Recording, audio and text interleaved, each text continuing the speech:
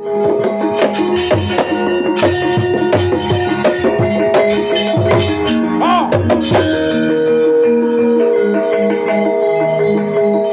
Weh, tok kapange lho. Edan.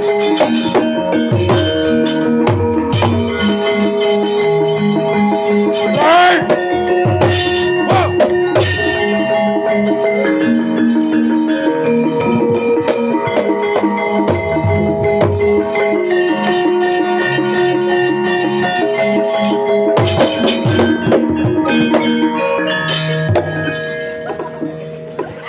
Aduh, apa? Ayo. Aduh. Waduh, aku kok ngidek cempe. Cempe cengelmu kowe. Wong kok cempe iki lho.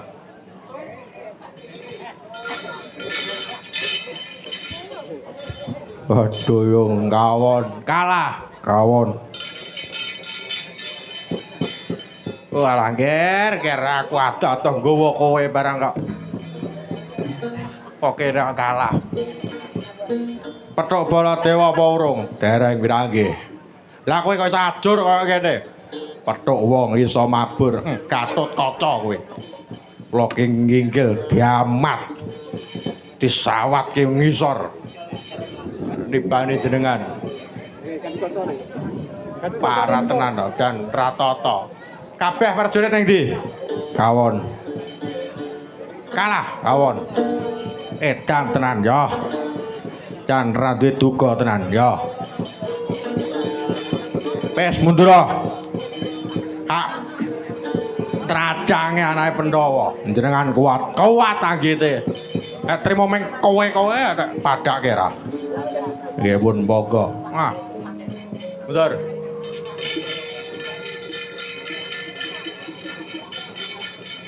Ya Baladewa lan para anake Pandhawa.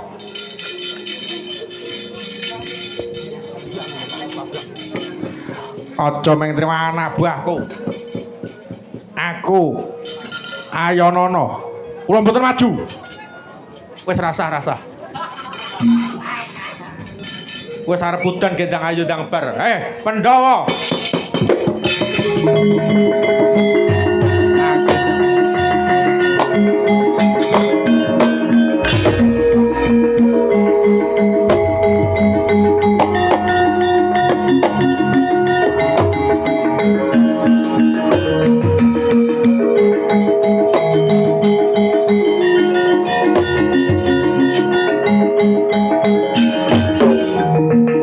Sapa iki?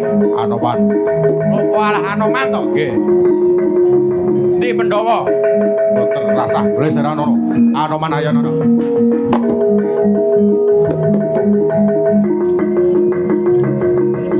Waduh,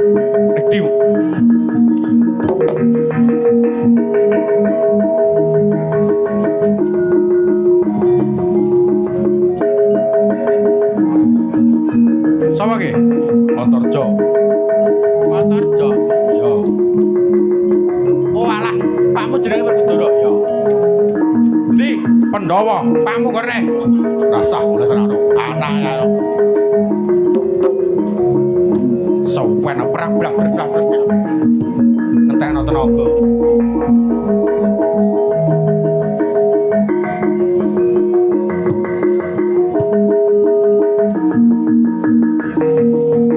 Antasena, ya. Sapa iki? Trilocana. Ndi Pandhawa, bapakmu kon rene. Ratah golek sareng Antasena iki ayo ngono. Loh. Nek ra mandi. Ra mandi.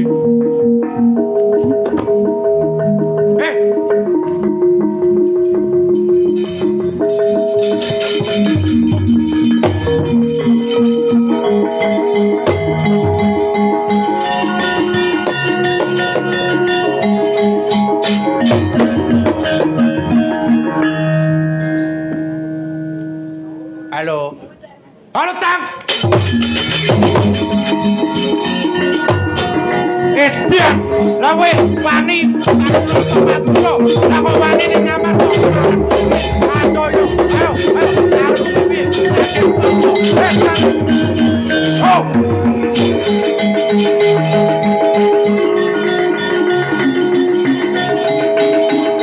Ada tuh, kaki lagi.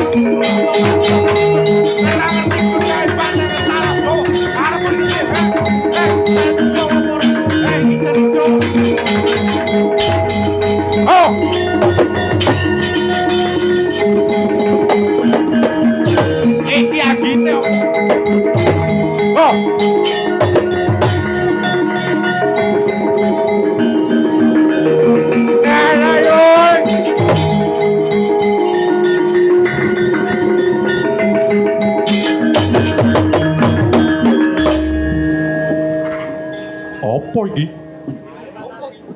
Oh, kaya enek sing nguncali watu. Wah, jan ra duwe duka. Aja nguncali watu ning kene, watu matamu ki. Mang cempe saiki watu karepmu iki piye? Oh, lek-lek dasmu. Pripun? Ayo kok. Pak untuk kucul. Pak. Panggih sinten? Baladewa. Ngamuk tanpa tali wara dan tak karepe dhewe kae. Wis kene ngapakno, Dek. Mare ndi? Mangan no. Oh, alah yo. Parah tenan Baladewa. Ah. Anggite ye, Dek. Asa ora tanding karo Baladewa. Urung celuk jenengku Trilocana. Nek ora iso ndadekke watu reca ning kowe Baladewa ora sah diundang Trilocana.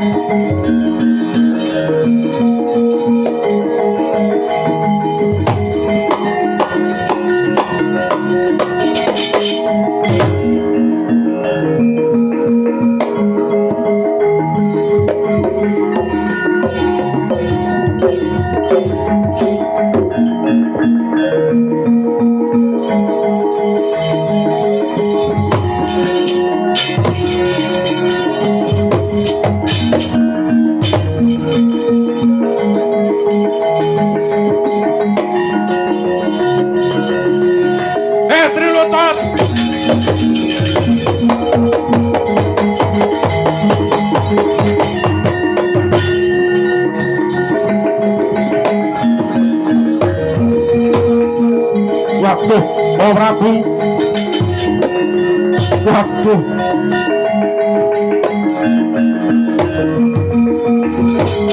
Oh Prabu. Oh Prabu.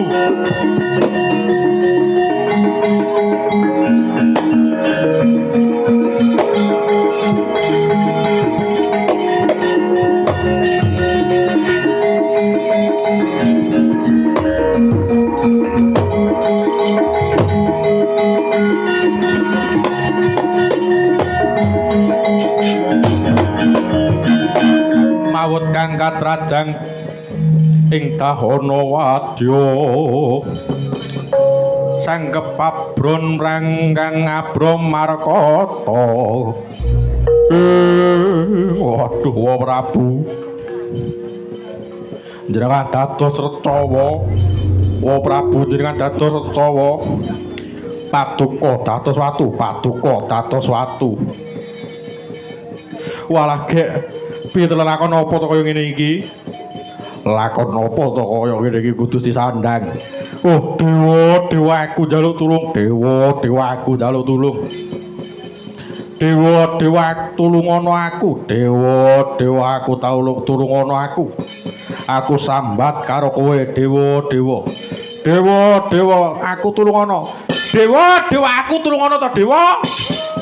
Budhek apa bejane dewa ki? Enek kahanan sing koyo ngene ora ngerti sasmitane gaib ya.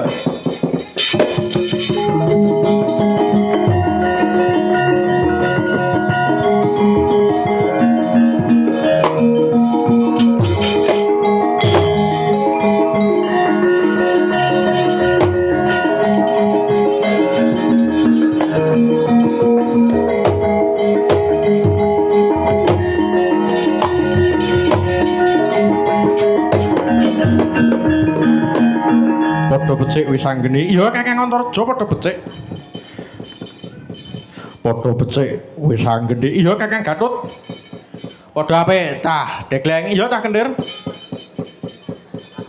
Sapa mau bengak-bengok dewa mbudhekno kuping aku. Eneng apa Kakang Antasena? Lah kuwi lho.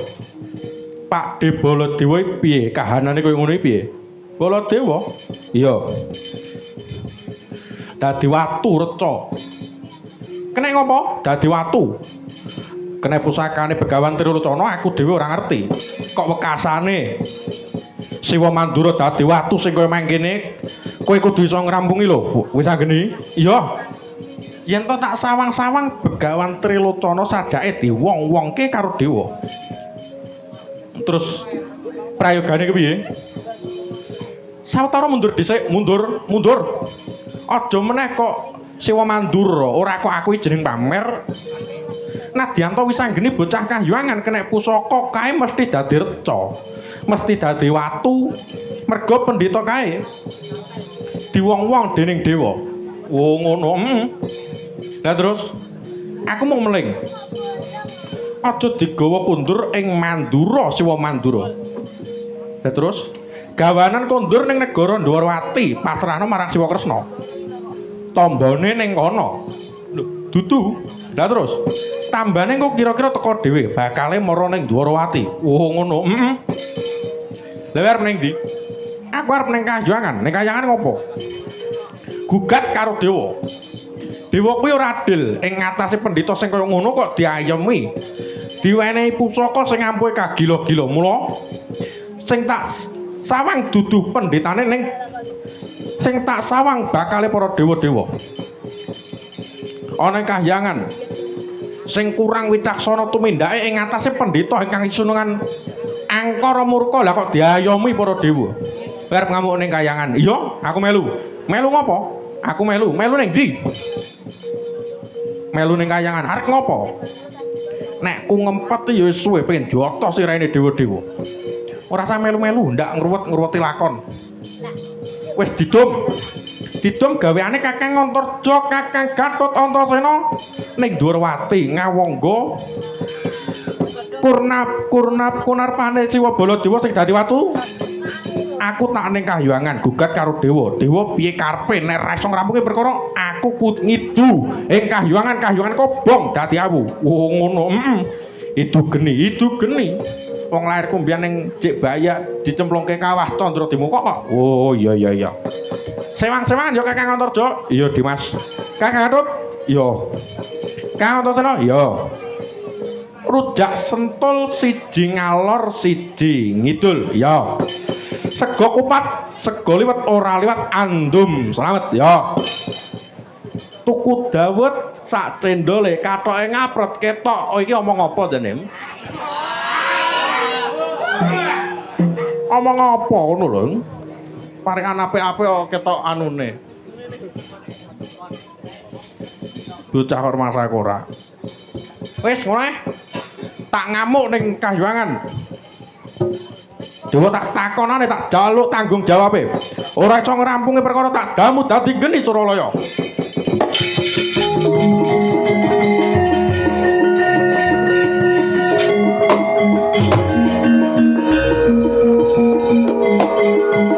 Waduh, oh Prabu.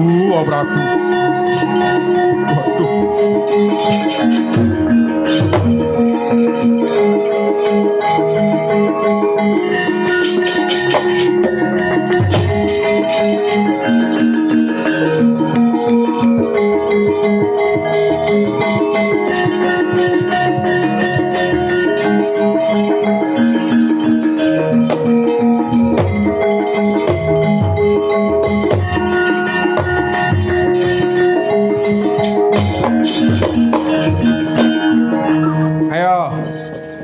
Baladewa sambata kowe nantang kok Begawan Trilocana sida kewirangan. Kena pusakaku kelakon dadi watu, kena pusakaku dadi reca. Titenana ucapku Baladewa. Wis jroning 10 dina kok ora ketulungan ragamu sing dadi reca kuwi hancur dadi lebu. Wekasane nyawamu dadi James, setan pripayangan nemplek ning kayu watu Kang Sarta bakal dadi bangsane demit. Kuwi nggonmu kualat marang Begawan Trilocana. Wis ngancik mangsa kasanga iki. Wis rampung gaweanku sawetara. Nutuke laku goleki para Pandhawa aku pengen gawe. Seneng atine para Kurawa, Pandhawa nek tak sawang karo netra batinku ora mapan ana negara Ngamarta, ning sawetara Pandhawa mapan ana tepine Kali Serayu. Tak jujulir rono tak jabute nyawane Pandhawa.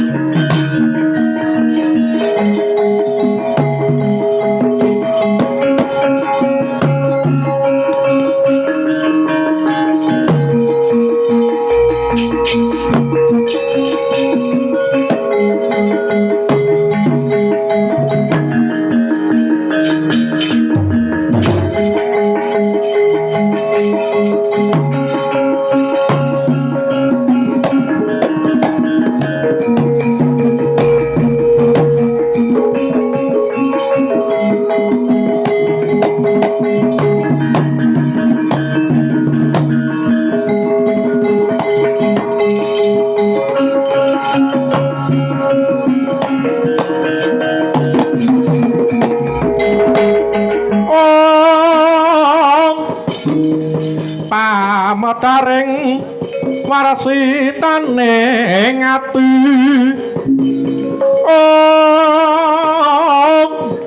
Cumantaka niru pujangga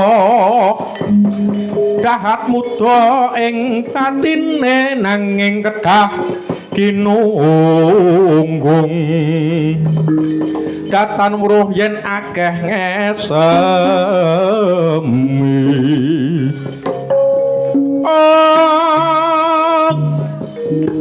amraksa hangrumpaka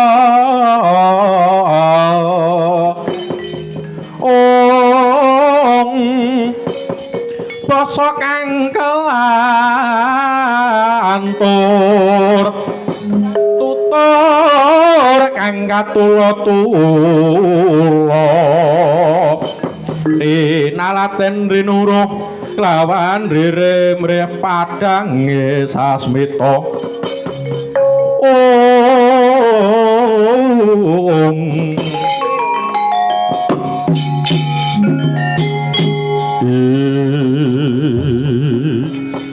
barep kakangku Yai Werkudara apa Dimas aku nganti nggumun setahun jengleng serendeng ngrasakne marang barep kakangku ing atase kurang rekoso piye para Pandhawa mbiyen dadi papariman Wulandara sakwise direwangi babati Wanamarta entuk negara Ngindrapasta wis bisa dadi wong mukti wibawa isih mok kanthi mapan ana ing papan sing sepi samun sing adoh lor adoh kidul babar pisan ngene iki aku kene iki dudu dununge menungsa dununge jim setan Kang Sarta dununge kewan galak sing mapan ana pinggire Kali Serayu iki Werkudara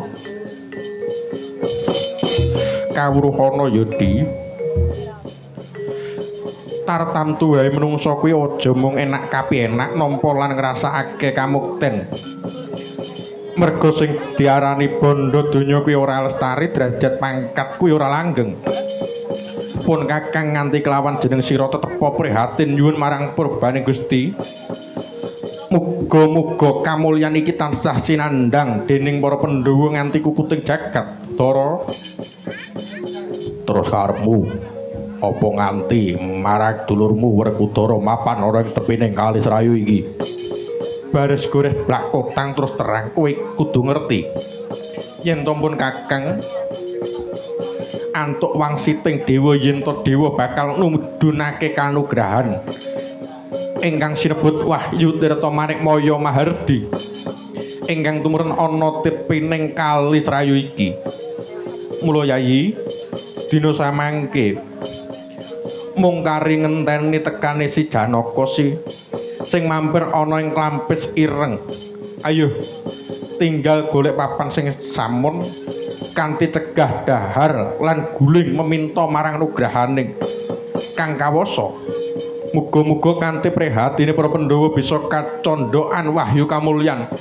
Ya Wahyu Tirta Manikmaya Mahardi Werkudara.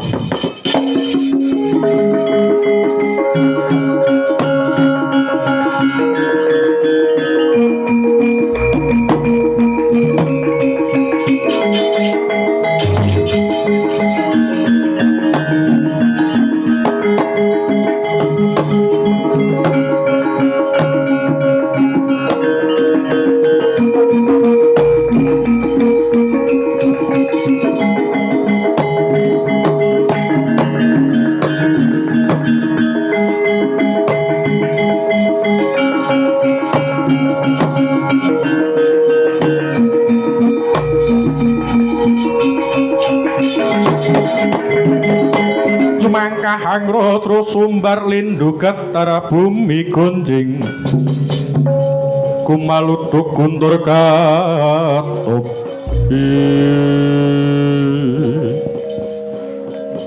penemban kuwi sapa penemban takon karo aku Begawan Trilocana jenengku Trilocana iya pancen kowe mangkono ditepungke wae ora usah ditepungke aku ngerti kowe Ratu Ngamarta Prabu Puntadewa iya apa ora iya wis iya lan kowe sing gedhe dhuwur kuwi jenengmu mesti Werkudara Bimasena ya Risang Gandha Wastramaja Bayu Putra iya apa ora yo gene penemban merpeki marang Pandhawa baras gores bloko suta plakotang terus terang Puntadewa kelawan Werkudara endi adimu Janaka kelawan kembar Iji Utiwirine Jek perjalanan iya yo gini merpeki kelawan para Pandhawa aku dadi kongkonane wong Ngastina dadi utusane saka Prabu Duryudana dikon napa kelawan Prabu Duryudana kinen jabut nyawane para Pandhawa siji mbaka siji cangkeme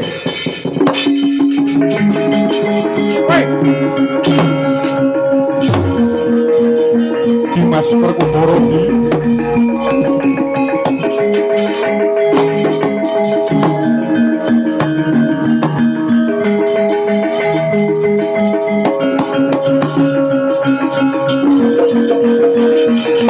Ngatoyuk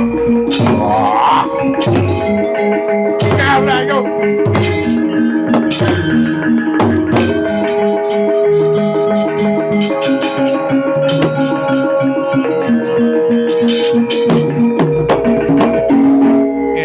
tenan ya Werkudara ya ampun kagila-gila tak damu matekaji ora dadi reca tundang jenengku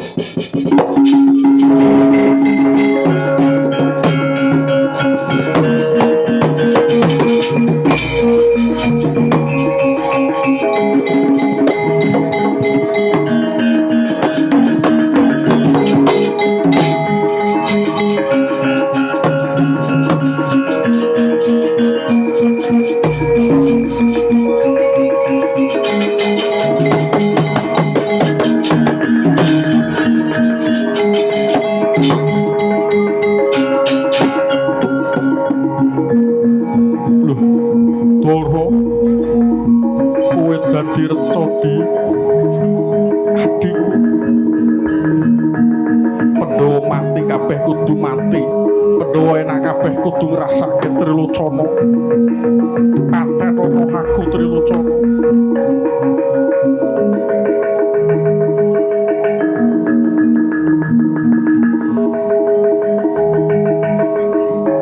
wela ya Wertadewa maju pisan. Tata mengkerat dadi reca jot tundang teluku.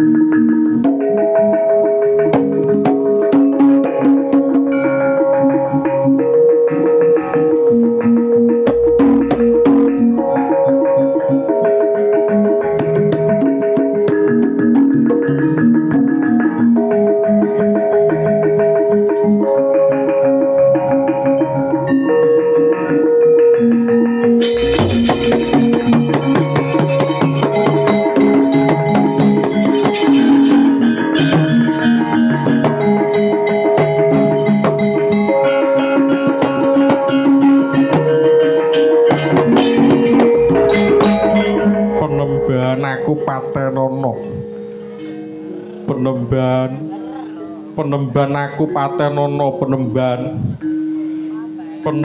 aku Patenono penemban aku Patenono penemban aku Patenono. Hei!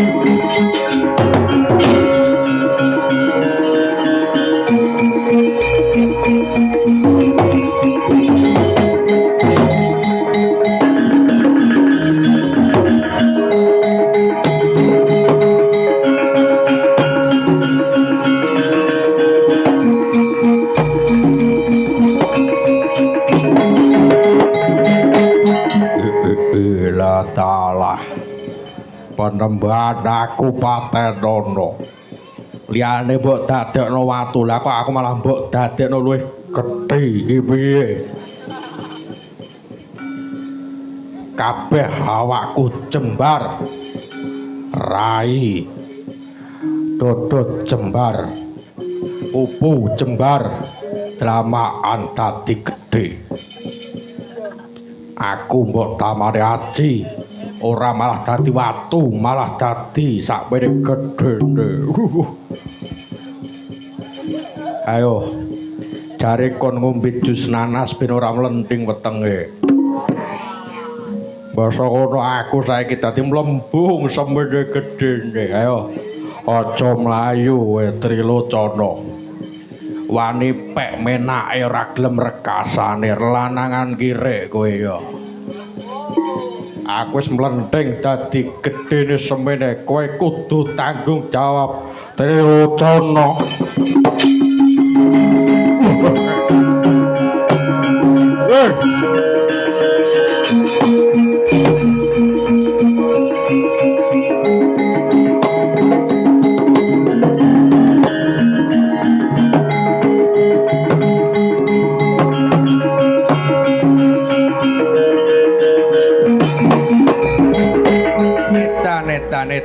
Edan.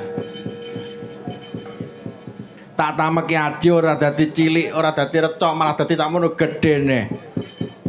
Beh, mosok kleru jopoku apa piye ya? Wis terus piye ngene iki? Aduh. Tak jujuk ana ing guwaku nek aku ndekek kandangan. Aku bakal rucat dadi Bathara Guru. Tak balik ana ing Kahyuwangan.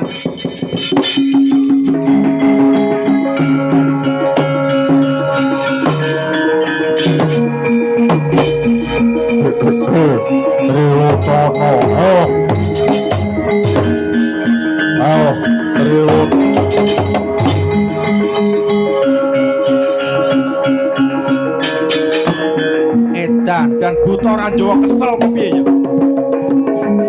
Monggo awake bae abot kok. Godhang aku nganti sepene walah nek radang cepet-cepet cilaka. Ayo, arep ndi? Oh, lho.